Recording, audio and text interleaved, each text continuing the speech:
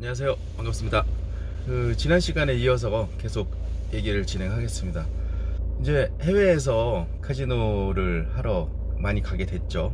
제가 지난 시간에 말씀을 드렸듯이 이 시스템 자체가 수입에 어느 정도 그 한계가 있기 때문에 비용을 줄이는 일이 되게 중요한 상황이 됐어요. 제가 갔던 곳이 필리핀이었어요. 예. 필리핀이다 보니까 뭐 숙소는 뭐 비싸거나 그런 상황은 아니었기 때문에 비행기 같은 경우에도 사람들이 많이 가지 않는 그런 시간을 골라서 출발을 하게 되면 최대한 낮은 가격으로 해가지고 이렇게 진행을 했었어요. 뭐 비행기 값하고 숙소 같은 경우에는 어느 정도 이제 비용을 최소화하는 어떤 상황을 만들었고요. 그 다음에 이제 가서 도박을 해야 되니까 자본금이 필요하잖아요. 그 자본금을 원화가 아니라 그 필리핀 페소로 이제 바꿔야 되는 상황이었어요. 그래서 이제 환전을 당연히 이제 해야 되는데, 처음에는 제가 우리나라 돈을 그 필리핀 페소로 바로 환전을 했어요. 이제 환전도 이제 많이 하다 보니까 좀 더 이제 좋은 조건으로 환전할 수 있는 방법을 이제 고민을 하게 되고요. 자연스럽게 한 가지 사실을 깨닫게 돼요. 여러분들 뭐 이렇게 동남아 국가나 이런 쪽으로 이제 여행을 가실 때 뭐 한 가지 팁이 되실 수 있는데, 환전을 하면 환전 수수료가 발생을 하는데, 우리나라 돈을 내가 필요한 필리핀 페소로 바로 바꾸는 것보다 우리나라 돈을 달러로 먼저 바꾼 다음에 그 달러를 현지에 가서 다시 페소로 바꾸는 게 훨씬 더 유리한 거예요. 이 사실을 알고 나서 과연 진짜 그럴까 이런 생각이 들었는데, 막상 해보니까 정말 그렇더라고요. 일반적으로 생각할 때 달러를 페소로 다시 바꾸면 또 환전 수수료가 발생하니까 두 번의 환전 수수료가 발생하는 개념이 되는 거잖아요. 그래서 이제 더 많은 환전 수수료가 발생하니까 더 불리하지 않을까 뭐 이런 생각을 했는데, 막상 진짜 해보니까 훨씬 더 유리한 거예요. 여러분들도 만약에 뭐 필리핀 뿐만 아니라 뭐 다른 동남아 국가들도 마찬가지일 것 같은데, 그쪽에 뭐 여행을 간다든지 하실 때 일단은 우리나라에서 달러로 환전을 하신 다음에 현지에 가서 그 관광지 같은 데는 뭐 환전소 같은 게 많이 있을 거예요. 그쪽에서 그 환전을 하시는 게, 그리고 환전하실 때도 조금 안전하게 하시려면은 뭐 호텔에 있는 환전소나 아니면 뭐 대형 쇼핑몰 같은 게 있을 거예요. 대형 쇼핑몰이 우리나라보다 더 발달해 있는 것 같더라고요, 제 생각에는.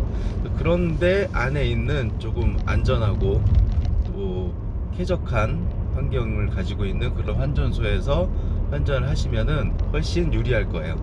이렇게 될 경우에 어느 정도 제가 제일 많이 그 이익을 봤던 게 한 1,000만 원을 기준으로 하면은, 1,000만 원을 원화에서 필리핀 페소로 바로 바꾸는 방법보다 우리나라 돈을 달러로 바꾸고 나서 달러를 필리핀 페소로 바꾸는 방법이 1,000만 원 정도면은 한 20만 원에서 25만 원 정도, 그 정도 차이가 나더라고요. 만약에 100만 원을 기준으로 한다면 2만 원에서 뭐 2만 5천 원 뭐 이 정도 수준이 되겠죠. 그래서 뭐 어떻게 됐든 저는 작은 돈이라도 아껴야 되니까 그 달러를 환전을 하는 그런 방식을 취하게 되고요. 먼저 이 과정에서 달러를 좀 더 싸게 바꿀 수 있는 방법이 없을까 하는 이제 고민을 하게 됩니다. 그래서 뭐 여러 가지 정보도 찾아보고 실제로 이제 환전도 해보고 뭐 이런 과정을 거치는데, 그러다가 우리나라 돈을 달러로 바꾸는 방법에 대해서 어느 정도 깨달음을 얻고요. 이 달러가 되게 유용한 돈이구나 라는 생각을 해요.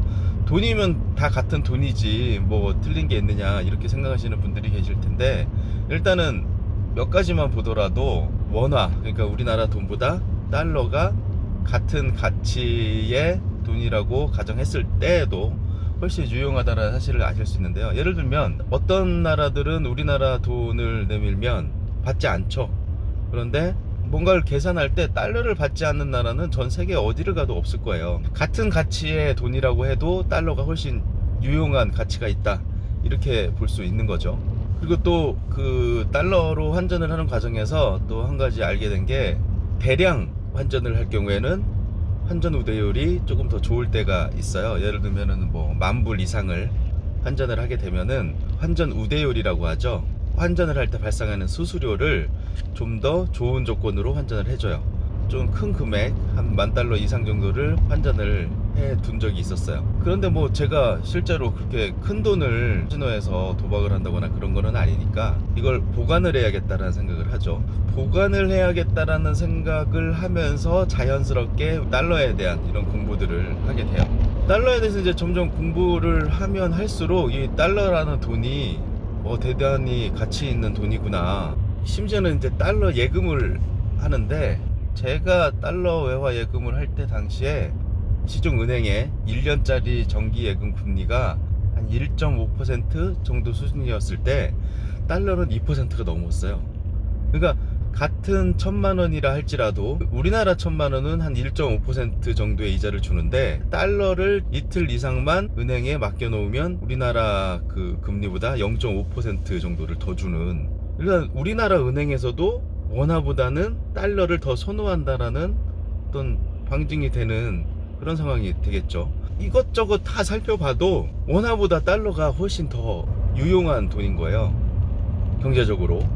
그리고 제가 달러 외화 예금을 넣어 놓고 좀 이제 기다렸다가 시간이 좀 지났는데 그 가치가 달라진 거예요. 환차익이라고 하죠. 원달러 환율이 1,000원일 때 1,000만 원만큼의 달러, 즉 10,000달러가 되겠네요. 10,000달러를 환전을 해가지고 은행에 넣어놨어요. 1년 동안 넣어놨다라고 봐요. 그런데 환율이 1,100원, 그러니까 10%가 만약에 상승을 했다라고 하면 1년 후에 환차익은 10%, 그러니까 10,000달러의 가치가 1,000만 원이 아니라 1,100만 원이 되는 구조가 나와요. 거기다가 한 2% 정도의 이자도 발생을 하겠죠. 1,000만 원이었던 내 돈이 12% 정도가 더 많아지게 되는 그런 상황이 발생을 합니다. 자, 제가 이걸 보고 신기하다, 그러면은 환차익이라는 게 발생을 하면 세금도 내야 되지 않을까라는 생각을 당연히 하겠죠. 그래서 국세청에 직접 전화까지 해가지고 확인을 해봐요. 일단 인터넷상에서는 환전이나 환율이나 뭐 이런 그 환테크라고 하죠, 이런 것에 대한 정보가 그렇게 많지는 않더라고요. 그래서 국세청에 직접 전화를 해가지고 환테크를 하려고 하는데 달러를 사서 놔뒀다가 나중에 팔았는데 환차익이 발생하면 거기에 대한 세금이 어떻게 되느냐 라고 물어봤는데, 놀랍게도 환차익에 대한 세금은 제로예요. 예, 없어요, 세금이 아예. 만약에 더 극단적으로 내가 1,000원에 사놓은 그 달러가 환율이 2배가 돼서, 그러니까 원달러 환율이라고 하죠, 원달러 환율이 2,000원이 돼서 2배의 환차익, 그러니까 1,000만 원이 2,000만 원이 되었다 할지라도 거기에 대한 세금은 0원이에요. 없어요, 세금이. 되게 매력적인 거죠. 계속해서 자료를 모으고 공부를 하고 연구를 해보니 이 달러라는 돈에 대한 이 매력이 되게 크다라는 사실을 알게 돼요. 카지노 도박은 일단 채산성이 맞지 않다라는 결론을 내리고, 제가 이제 놀러 가서 할 수 있겠지만 내가 맨 처음에 원했던 월 300만 원의 수익을 얻는다는 것은 불가능하다라는 결론을 내렸는데, 해외에서 도박을 하기 위해서 환전을 하다가 알게 된 이 달러라는 자산은 거기에 대한 환차익이 발생을 하게 되면 월 300만 원을 벌 수 있는 구조가 나오지 않을까라는 생각을 자연스럽게 하게 됩니다. 자, 지난 시간에 제가 그 분량 조절에 실패를 해가지고 그 편집에도 되게 애를 먹고, 여러분들도 이제 보시기에 되게 부담스러우셨을 것 같아요. 그래서 좀 더 얘기를 더 많이 하고 싶지만 여기까지 하고요. 계속해서 다음 시간에 이어서 얘기를 진행하도록 하겠습니다. 예, 오늘은 여기까지입니다. 감사합니다.